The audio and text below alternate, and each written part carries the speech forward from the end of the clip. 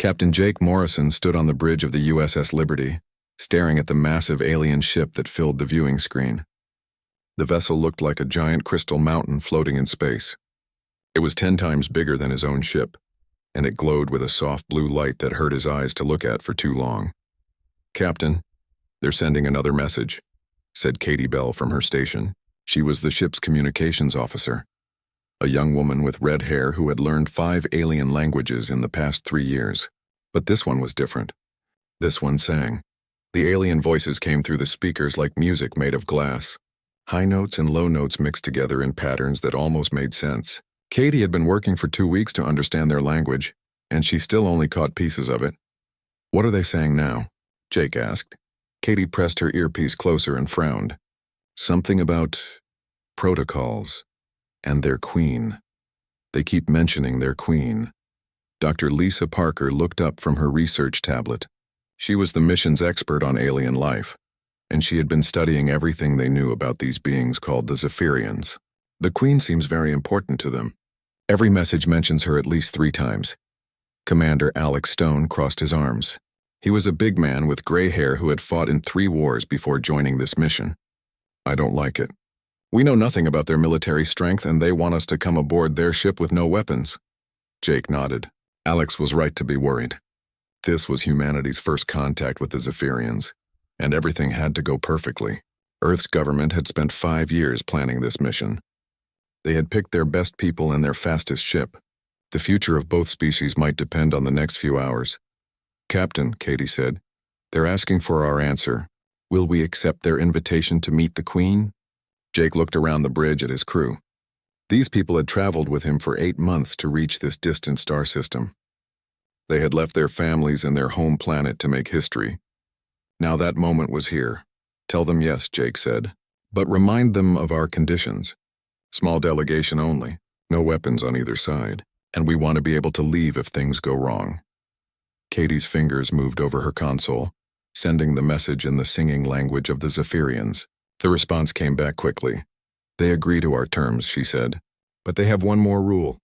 No emotional displays in front of the Queen. They say it disturbs her meditation." Alex laughed, but it wasn't a happy sound. "Emotional displays? What does that mean?" Dr. Parker looked worried. "I've been reading about their culture. The Zephyrians think emotions are primitive. They believe logic and reason are the only proper ways to think." "That's going to be a problem," Jake said. "Humans are emotional by nature. We can't just turn that off." "We'll have to try," Lisa said. "This meeting is too important to mess up." An hour later, Jake sat in the shuttle with his team. Besides Katie, Lisa, and Alex, he had brought Dr. Ben Clark, a linguist, and Lieutenant Amy Ross, a pilot. They were his best people, but Jake still felt nervous. The Zephyrian ship grew larger as they approached. Up close, Jake could see that it really was made of crystal. The walls were transparent in some places and solid in others. Lights moved through the crystal like electricity through wires. "I've never seen anything like it," Amy whispered as she guided the shuttle into the alien docking bay. The docking bay was huge and empty except for their small shuttle. As they landed, Jake could see Zephyrians waiting for them. They were tall and thin, maybe 8 feet high. Their bodies looked like they were carved from blue ice, but they moved like living beings. "Remember," Jake told his team as they prepared to leave the shuttle, "stay calm. Be respectful, and try not to show too much emotion." The airlock opened with a soft hiss. Jake stepped out first, followed by his team. The Zephyrians moved toward them without making any sound. Their feet didn't seem to touch the ground. The lead Zephyrian spoke in their singing language. Katie listened and then translated.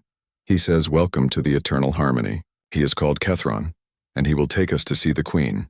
He wants to know if we understand the rules about emotional control." Jake nodded to the alien. "Tell him we understand and will follow all protocols." As they walked through the crystal corridors, Jake noticed something strange. The Zephyrians they passed all moved in exactly the same way. They kept their heads down and their arms at their sides. None of them looked directly at the human visitors. "They seem afraid," Lisa whispered. "Afraid of what?" Alex asked. "Maybe afraid of their queen," she replied. The corridors were beautiful but cold. Everything was made of the same blue crystal, and the walls showed reflections that seemed to go on forever. Jake felt like he was walking through a frozen palace. Finally, they reached a massive door made of crystal that swirled with different colors. Kethron stopped and turned to face them. Katie listened to his words and translated. He says the queen is waiting inside. We must enter one at a time. The captain goes first. And he warns us again. No emotional displays of any kind. Jake looked at his team one more time. Whatever happens in there, remember why we're here. We're representing all of humanity. He stepped toward the great door, which began to open without any sound. Beyond it lay a chamber so vast that Jake couldn't see the other end. And somewhere in that crystal palace waited the queen who would decide the fate of his species. Jake took a deep breath and walked into the unknown. The chamber was like nothing Jake had ever seen. The walls stretched up so high that they disappeared into darkness above. Everything was made of living crystal that pulsed with soft light. Blue, purple, and silver colors flowed through the walls like slow lightning. Jake's footsteps echoed in the huge space as he walked forward. Behind him, he could hear his team following, but their voices seemed tiny in the vast room. The floor beneath their feet was smooth crystal that showed their reflections like a mirror. At the center of the chamber stood a throne that looked like it had grown from the floor itself. It was made of the same crystal as everything else, but it was bigger and brighter. Around the throne, dozens of Zephyrians stood in perfect rows. They all faced the same direction and held their bodies in exactly the same way. Then Jake saw her. Queen Velthara was twice as tall as the other Zephyrians. Her body was made of crystal so clear that Jake could see light moving through her like blood through veins. Patterns flowed across her surface, geometric shapes that changed and shifted as she moved. Her face had no features that Jake could understand, but somehow he knew she was looking at him. When she spoke, her voice came from everywhere at once. The crystal walls picked up her words and made them into music. Jake felt the sound in his chest like the bass notes of a giant organ. Katie stepped forward and listened carefully. Then she whispered to Jake, "She's greeting us in the ancient formal style. She says she has been waiting to meet the humans for a long time." Jake took a step toward the throne and tried to bow the way they had practiced. "Tell her we are honored to meet her and grateful for her invitation." The queen's response filled the chamber with harmonious sounds. The other Zephyrians around the throne didn't move or react at all. They stood like statues, perfectly still. "She says she has been studying our species," Katie translated. "She finds us interesting but confusing." Dr. Parker moved closer to Jake and spoke quietly.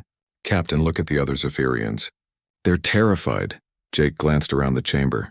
Lisa was right. Even though the Zephyrians didn't show emotion the way humans did, there was something in their posture that looked like fear.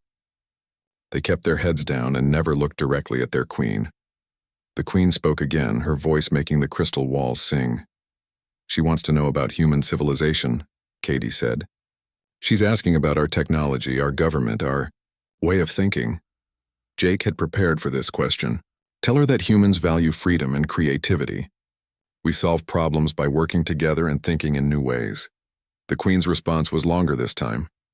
The patterns on her crystal body moved faster, and the light inside her grew brighter. Katie frowned as she listened. "She says our thinking patterns are chaotic. She doesn't understand why we make decisions based on feelings instead of logic. She says emotions are primitive leftovers from evolution." Commander Stone stepped forward. "Ask her how old she is." Jake shot him a warning look, but the queen had already heard. She turned toward Alex, and Jake could feel the temperature in the room drop. When she answered, her voice was different. Older. Sadder. "She says she has existed for millions of years," Katie translated. "She has watched stars die and new ones be born. She has seen thousands of civilizations rise and fall." Jake felt a chill run down his spine. Millions of years. How could any living being survive for that long? The queen continued speaking, and her words seemed to come from very far away. "She says she has achieved perfect order in her empire," Katie said. "There is no war, no suffering, no chaos. Everyone follows the same rules and thinks the same way. She calls it the perfect harmony." Dr. Parker stepped forward carefully. "Ask her if her people are happy." The question seemed to confuse the queen. She was silent for a long moment, and the patterns on her body stopped moving. "She doesn't understand the question," Katie said. "She says happiness is an inefficient emotion. Her people have moved beyond such things." Jake looked around the chamber again. The Zephyrians standing around the throne looked less like proud subjects and more like prisoners. They were beautiful and elegant, but there was no life in them, no joy, no spark. The Queen spoke again, and this time her voice had an edge to it. "She's asking why humans create art and music," Katie translated. "She says these things serve no logical purpose. They don't help with survival or efficiency." Jake thought about his daughter Emma, who loved to draw pictures of spaceships and alien worlds. He thought about the music that played on Earth's radio stations, and the books that people wrote just because they had stories to tell. "Tell her that humans create art because it makes life worth living," he said. "We don't just want to survive. We want to feel alive." The Queen's reaction was immediate. The light inside her body flared, and the crystal walls around the chamber rang like bells. The other Zephyrians actually took a step back. When she spoke, her voice was sharp and cold. "She says that feeling alive is an illusion," Katie said. "She says all emotions are temporary and therefore meaningless. Only eternal logic has value." Jake felt anger rising in his chest, but he forced himself to stay calm. This was exactly what the Zephyrians had warned them about. No emotional displays. The Queen continued speaking, and her words filled the chamber with icy music. "She's telling us about other species she has encountered," Katie translated. "She says they all eventually chose to join her empire and give up their chaotic ways. She says it made them more peaceful and efficient."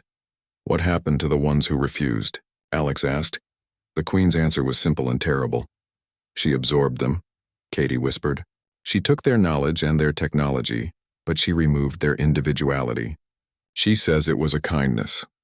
Jake realized that this meeting wasn't just a diplomatic visit. It was a test. The Queen was deciding whether humanity would be allowed to keep their freedom, or whether they would be absorbed into her perfect, emotionless empire. The Queen rose from her throne, and her crystal body seemed to grow even taller. When she spoke again, her words echoed through the chamber like thunder. "She's giving us a challenge," Katie said, her voice shaking. "She says if we can show her something new, something that might have value even to someone who has existed for millions of years, she will consider letting us keep our independence." "But if we fail," Katie didn't need to finish the sentence. Jake understood. If they failed, Earth would become another part of the Queen's perfect empire. Humanity would lose everything that made them human. The Queen settled back onto her throne and waited. The challenge had been given. Now Jake and his team had to figure out how to impress someone who had seen everything the universe had to offer. As they were escorted from the chamber, Jake's mind raced. What could humans possibly show to an immortal being that would surprise her? What did they have that was truly unique? The answer would determine the fate of his entire species. Jake was sitting in the guest quarters aboard the Zephyrian ship when the message came. The walls around him were made of the same crystal as everything else, but these rooms were smaller and warmer. The light was softer here, almost comfortable. Katie looked up from her translation device. "Captain, the Queen wants to see you alone." "Just you?" Alex immediately stood up. "That's not happening." "We don't split up." "It's not a request," Katie said. "She's ordering it." "The message says to come immediately." Jake looked at his team. They had been discussing the Queen's challenge for hours, and they still had no answers. What could they possibly show her that would be new? "I have to go," Jake said. "If something happens to me, get back to the shuttle and return to Earth. Tell them what we learned here." "Captain," Dr. Parker said, "be careful. There's something about her that isn't right. Someone who has lived that long, they might not think the way we do anymore." Jake nodded and followed the Zephyrian guard who had come to get him. They walked through corridors that seemed to change as they moved. The crystal walls shifted and flowed, creating new paths that hadn't been there before. Finally, they reached a door that was different from all the others. This one was small and simple, made of dark crystal that barely glowed. The guard gestured for Jake to enter, then walked away without a sound. Jake stepped through the doorway and gasped. The room beyond was impossible. The walls curved in directions that hurt his brain to look at. The ceiling seemed to be both very high and very low at the same time. Stars floated in the air like tiny lights, and Jake could hear the sound of distant music that had no source. Queen Velthera sat in the center of the room, but she looked different here, smaller, more tired. "You may speak freely here," she said, and her voice came from her body instead of the walls. "This chamber exists outside normal space. Your words will not be heard by others." Jake tried to find his voice. "Your Majesty, do not call me that," she said. "Here I am simply Velthera. I have not heard my name spoken without titles for." A very long time. Jake sat down on what looked like a chair made of crystallized starlight. Why did you want to see me alone? The Queen was quiet for a long moment. The patterns on her body moved slowly, like she was thinking. Because I am tired, Jake Morrison, she finally said. I'm so very tired. Tired of what? Of everything. The Queen stood and walked to where the stars floated in the air. She reached out and touched one, and it burst into tiny sparkles of light. Do you know what it is like to live forever? Jake shook his head. At first it is wonderful, she continued. You have time to learn everything, to see everything, to experience every possible sensation. I have watched galaxies form and collapse. I have spoken with beings made of pure energy and creatures that exist only in mathematical equations. She touched another star, and it dissolved. But eventually you realize that nothing is truly new. Every song has been sung before. Every story has been told.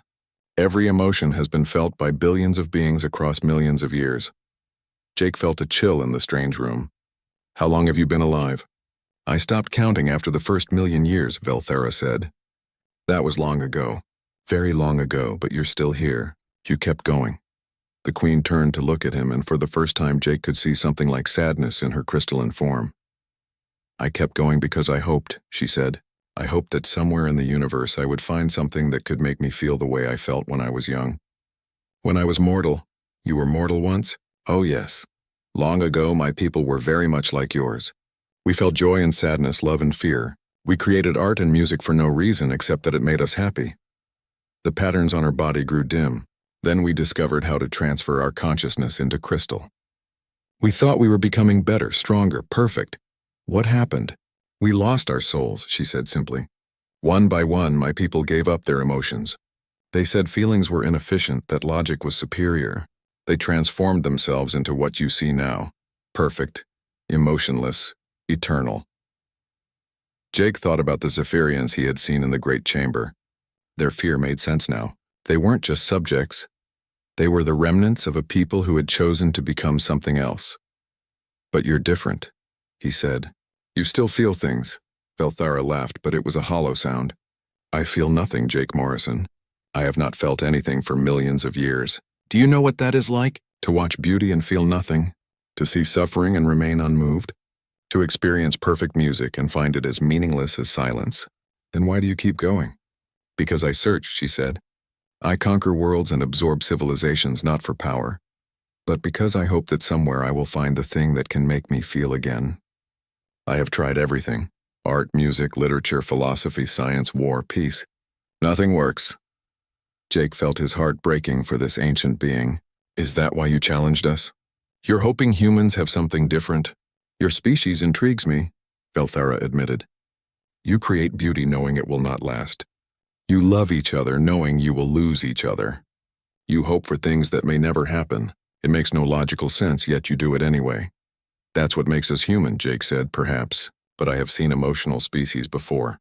They all eventually chose logic over feeling when given the choice. They all decided that eternal peace was better than temporary joy.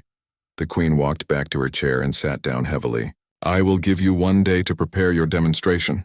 Show me something that even I, who have experienced everything, have never seen.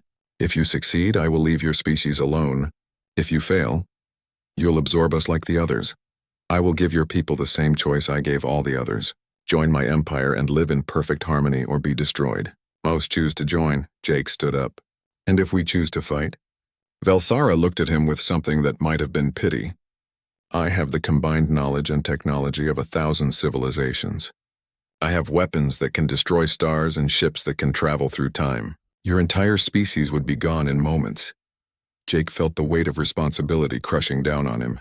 The fate of every human who had ever lived now rested on his ability to surprise an immortal being who had seen everything. 1 day, he said. 1 day, she agreed. Use it wisely, Jake Morrison, for both our sakes. As Jake walked back through the shifting corridors, his mind raced. What could humanity possibly offer that would be new to someone who had lived for millions of years? What did they have that no other species had shown her? When he reached his team, they all looked up hopefully. Well? Alex asked. Jake sat down and told them everything. When he finished, the room was silent for a long time. Finally, Dr. Parker spoke. She's not just testing us. She's hoping we can save her. Save her from what? Katie asked. From herself, Jake said. From an eternity of feeling nothing. Ben Clark, who had been quiet during most of the mission, suddenly looked up. Captain, what makes you happy? Jake was surprised by the question. What? When you're happiest, what are you doing? Jake thought for a moment. I guess. When I'm with my family. When I'm watching my daughter Emma play. When she shows me something she's made or tells me about her dreams. Why does that make you happy? Because, Jake paused. Because she won't be little forever. Because those moments are precious exactly because they don't last. The room went quiet, again as everyone thought about Jake's words. Maybe the answer wasn't in showing the Queen something complex or advanced. Maybe it was in showing her something simple. Something that was beautiful exactly because it wouldn't last forever. Jake reached into his pocket and pulled out the small music box that Emma had made for him before he left Earth. It was nothing special. Just a simple wooden box that played a tune she had written herself. But as he held it in his hands, Jake began to understand what they needed to do. Jake held the small music box in his hands and stared at it. The wood was scratched and worn from the long journey, but it still looked exactly like it had when Emma gave it to him 8 months ago. That's it? Alex asked. A child's toy? It's not a toy, Jake said quietly. It's something else. Dr. Parker leaned forward to get a better look. Jake, I understand this has sentimental value, but we need to think practically. The Queen has seen millions of civilizations. She's probably encountered every type of music and art that exists. But has she encountered this? Jake asked. He opened the music box and let it play. The melody was simple and a little clumsy. Emma had only been learning to compose music for a few months when she made it. Some of the notes were slightly off and the timing wasn't perfect, but it was hers. Katie listened to the tune and smiled sadly. It's sweet, Captain, but I don't think it's enough to impress someone who has heard the music of 1,000 worlds. You're missing the point, Jake said. This isn't about impressing her with technical skill. It's about showing her something she's forgotten. Ben Clark had been quiet during the discussion, but now he spoke up. What has she forgotten? What it means to love something because it won't last forever. The room went silent. Jake could see his team thinking about his words. Look, Jake continued. The Queen told me she's experienced everything. Every type of art, every form of music, every possible sensation. But all of that was created by beings who were trying to make something perfect, something eternal. He held up the music box again. This isn't perfect. Emma knew it wasn't perfect when she made it. But she gave it to me anyway because it came from her heart. Because she wanted to give me something that would remind me of her while I was gone. Dr. Parker frowned. I still don't understand how that helps us. Amy Ross, who had been listening quietly, suddenly spoke up. Because the Queen has never experienced love that accepts imperfection. Everyone looked at her. Think about it, Amy continued. She's immortal. She's achieved perfect order in her empire. Everything around her is flawless and eternal. But love, real love, isn't about perfection. It's about caring for someone despite their flaws. Jake nodded. That's exactly right. The Queen has forgotten what it means to love something temporary, something that will fade and disappear. But how do we show her that? Katie asked. Jake was quiet for a long moment. Then he began to speak, slowly at first, then with growing confidence. We don't just play Emma's song for her. We tell her about Emma, about why I love my daughter not because she's perfect, but because she's mine. Because she's growing and changing and learning. Because every day with her is different from the day before. Alex looked skeptical. You want to defeat an immortal alien queen with stories about your kid? I want to show her what she's lost, Jake said. She told me that her people used to be like us. They used to feel emotions and create art for the joy of it. But they gave all that up because they thought perfection was better. He stood up and walked to the crystal window that showed the stars outside. She's been searching for millions of years for something that would make her feel again. But she's been looking in the wrong place. She's been looking for grand achievements and perfect creations. She hasn't been looking for simple, imperfect love. Dr. Parker was beginning to understand. You think that's what humanity has that other species don't? Not exactly, Jake said. I think other species probably had it too before they met the Queen. But by the time they encountered her, they had already started trying to perfect themselves. They wanted to impress her with their greatest achievements. So what makes us different? Ben asked. Jake smiled for the first time since entering the alien ship. We're not trying to impress her. We're trying to save her. Katie leaned back in her chair. It's crazy enough that it might work. Or it might get us all killed, Alex pointed out. Maybe, Jake admitted. But I think I understand something about the Queen now. She's not evil. She's not trying to conquer the universe for power. She's just lonely. She's been alone for millions of years, and she's forgotten what it feels like to connect with someone. Amy nodded. That's why she absorbed all those other civilizations. She wasn't trying to destroy them. She was trying to find a connection. But it never worked, Jake continued, because you can't force connection. You can't create love through conquest. Real connection happens when you share something vulnerable, something imperfect, something that comes from the heart. The team sat in silence thinking about Jake's plan. Finally, Dr. Parker spoke. There's something else we should consider. If the Queen really has been alone for millions of years, she might not even remember how to form connections with others. She might have forgotten what it feels like to care about someone. Then we'll have to remind her, Jake said. Ben looked worried. What if it doesn't work? What if she can't feel anything anymore? Jake picked up the music box again and held it carefully in his hands. Then at least we'll have tried. At least we'll have shown her that humans don't give up on each other, even when things seem hopeless. Alex stood up and moved toward the door. I still think this is insane. But you're the captain. If you think this is our best chance, then I'm with you. One by one. The rest of the team nodded their agreement. Jake looked around at his crew. These people who had followed him across the galaxy on a mission that might save or doom their entire species. They were scared, but they trusted him. They were willing to bet everything on a simple song and a father's love for his daughter. Tomorrow we go back to the Queen, Jake said. We're not going to show her our technology or our achievements. We're going to show her our hearts, Katie smiled. Do you really think a song from a 7-year-old girl can move someone who has existed for millions of years? Jake opened the music box one more time and let Emma's melody fill the room. The notes were still imperfect, still a little clumsy, but they were full of love and hope and all the beautiful, messy emotions that made humans who they were. I think, Jake said, that sometimes the smallest things are the most powerful. Emma made this song because she loves me, not because I'm perfect, but because I'm her father. That kind of love? That's something the Queen lost a long time ago.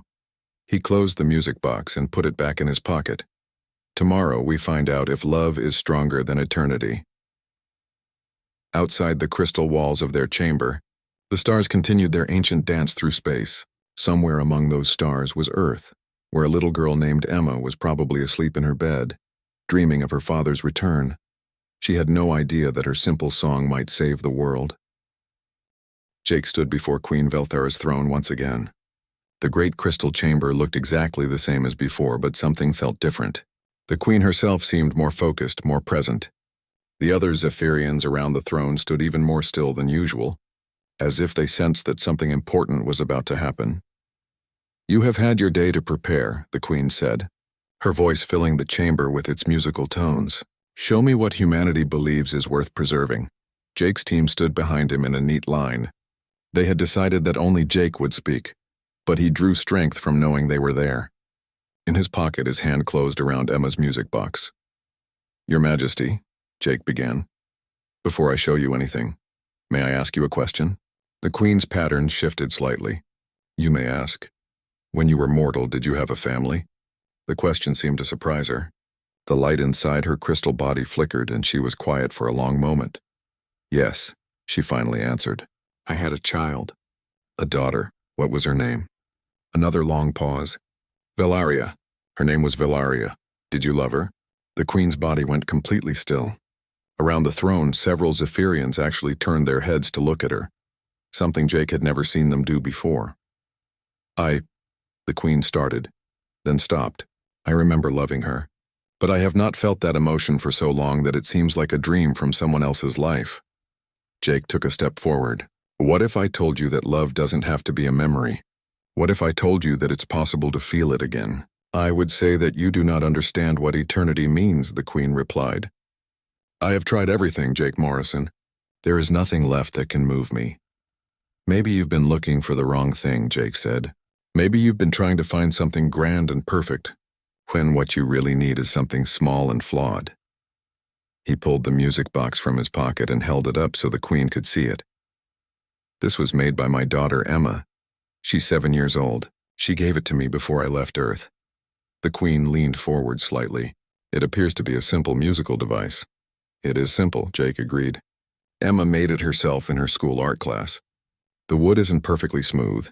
The hinges squeak a little and the song isn't technically correct. But it's the most precious thing I own. Why? Jake smiled, thinking of Emma's face when she had given him the gift. Because she made it with love.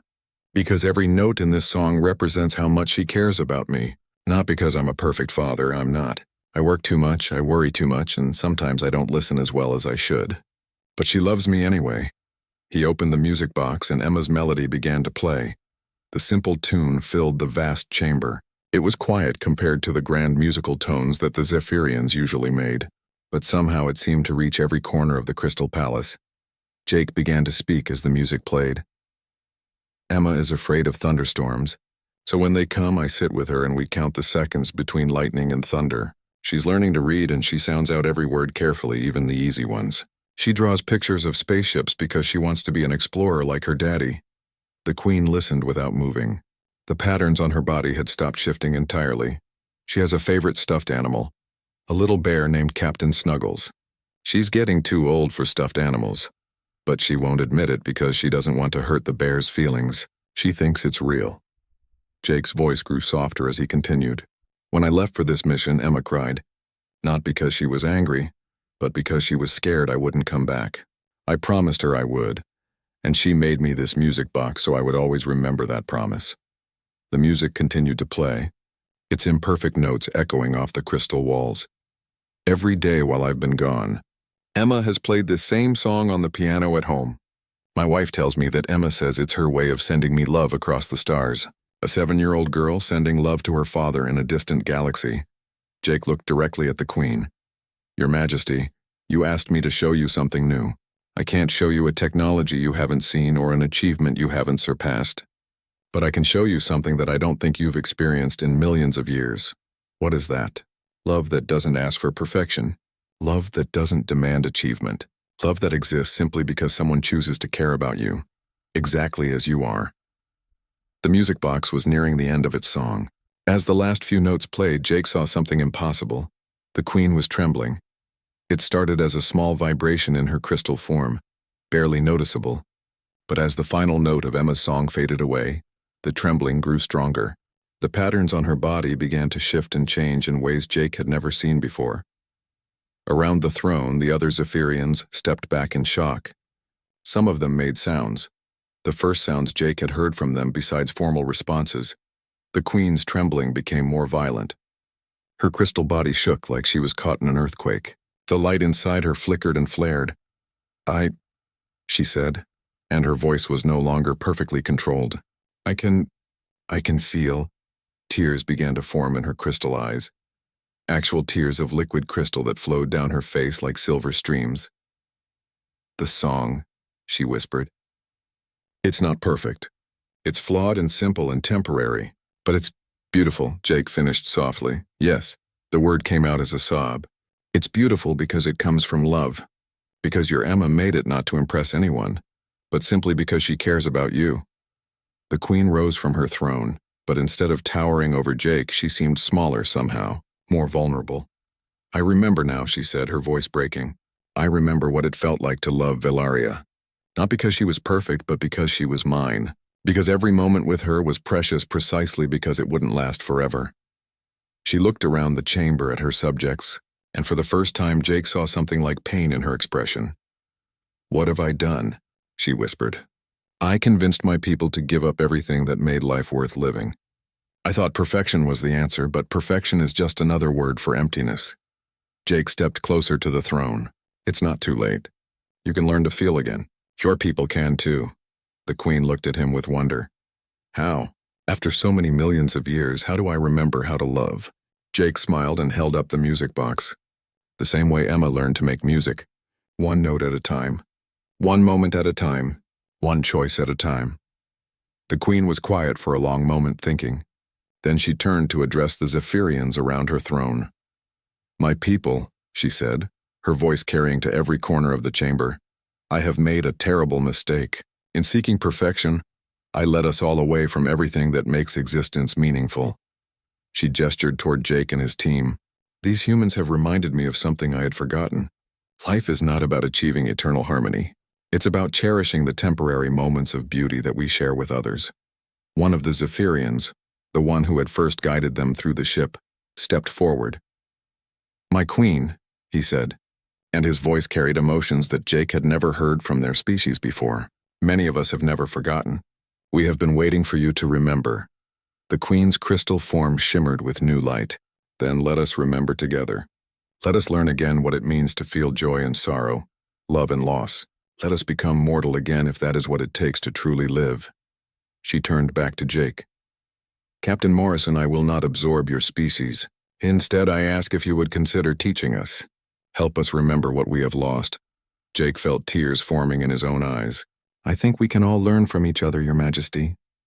"Please," she said, "call me Velthera. I would like to hear my name spoken as a friend, not as a title."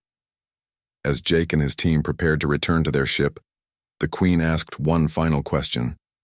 "The song your daughter made. Will you play it again?" Jake opened the music box once more, and Emma's simple melody filled the chamber. This time the Zephyrians listened not with perfect composure but with growing wonder. Some of them began to tremble as their queen had, as long-buried emotions started to stir within their crystal hearts. Later, as the USS Liberty prepared to depart for Earth, Jake stood on the bridge looking at the massive Zephyrian ship. But it looked different now. The cold blue light had been replaced by warmer colors, and he could see Zephyrians moving through the corridors with less rigid precision. "Think it will work?" Katie asked. "Can they really learn to feel again?" Jake thought about the Queen's tears, about the wonder in the Zephyrians' voices when they heard Emma's song. "Love is the strongest force in the universe," he said, "even stronger than time." As the Liberty jumped to hyperspace carrying the news of humanity's salvation back to Earth, Jake held Emma's music box close to his heart. Somewhere in the Crystal Palace they were leaving behind, an immortal queen was learning to remember what it meant to love something temporary. And somewhere on Earth, a little girl named Emma was playing a simple song on her piano, sending love across the stars to her father who was finally coming home.